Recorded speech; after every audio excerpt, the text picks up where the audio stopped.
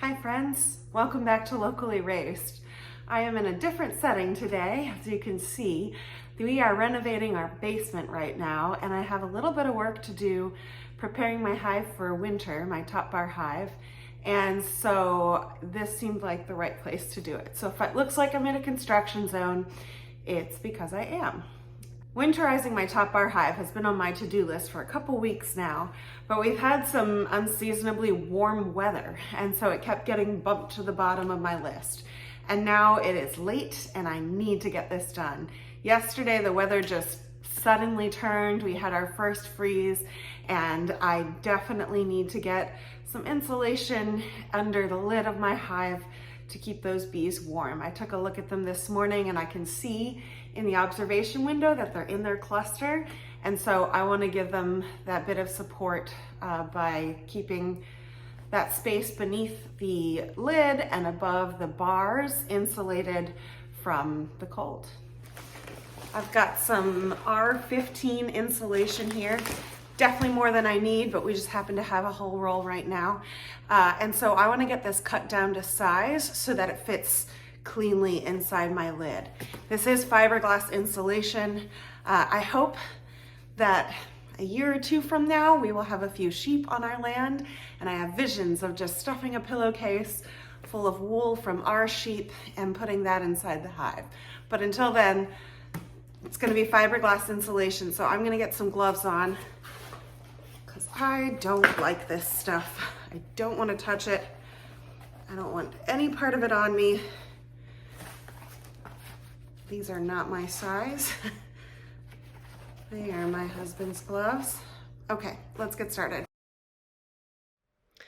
I want to be able to stuff this insulation into the inside of the lid and have it fit tightly enough that I can flip the lid over to put it back on and the insulation will stay in place.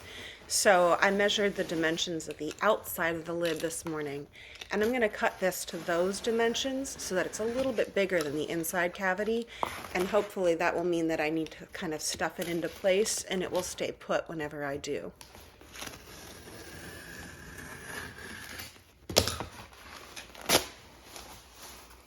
All right, this is cut to the dimensions of my hive lid.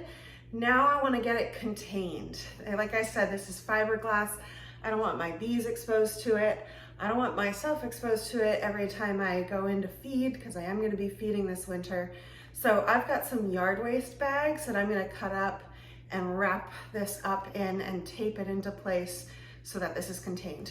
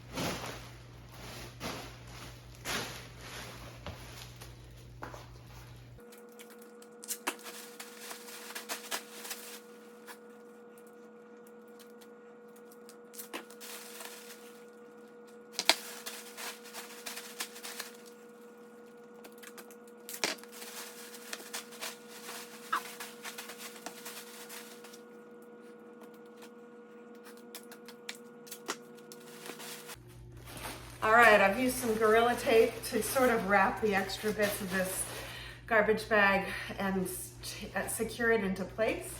So now I've got a fairly compact package. Hopefully all my measurements were correct, and this will fit nicely under the lid of my hive. Let's go put it in.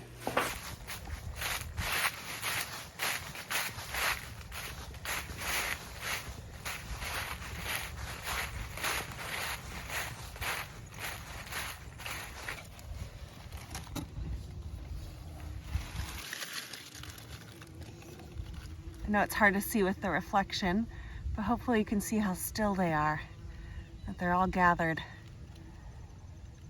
keeping each other warm. All right, let's open up the hive and see if this thing fits in. I'm a little afraid it might be too thick, and I just never trust my measurements. Really hope it works.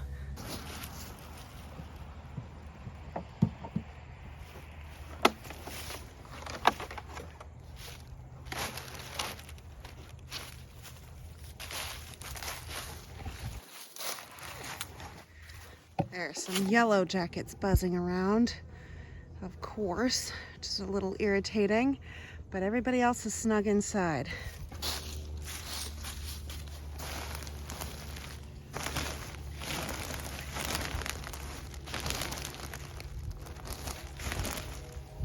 It fits beautifully. I'm so glad. I'm gonna get this back on the hive and I'll sleep a little better tonight, knowing that cluster has extra insulation.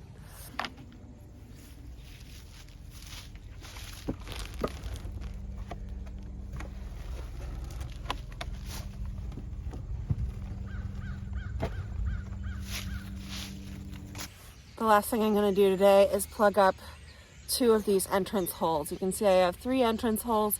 I still need to leave the bees with 1 because they will take a cleansing flight this winter, but I can plug up the other 2 and insulate a little more. Unfortunately, I just realized that the corks I purchased I think are a tiny bit too large. So I'm gonna see if I can kind of jam them in there for now, and then I'm gonna order some slightly smaller ones that'll actually go all the way in.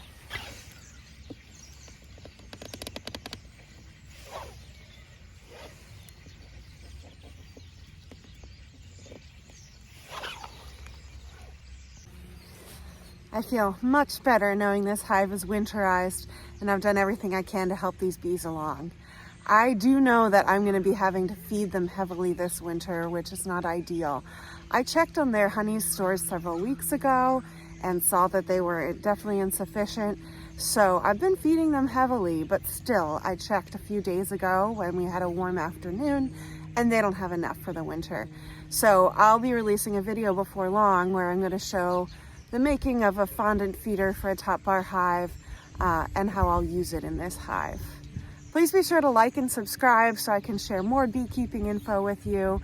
And of course, I also share information on growing and raising our own food, buying food from local farmers, and cooking from scratch. Thanks for spending some time with me today, and I'll see you next week.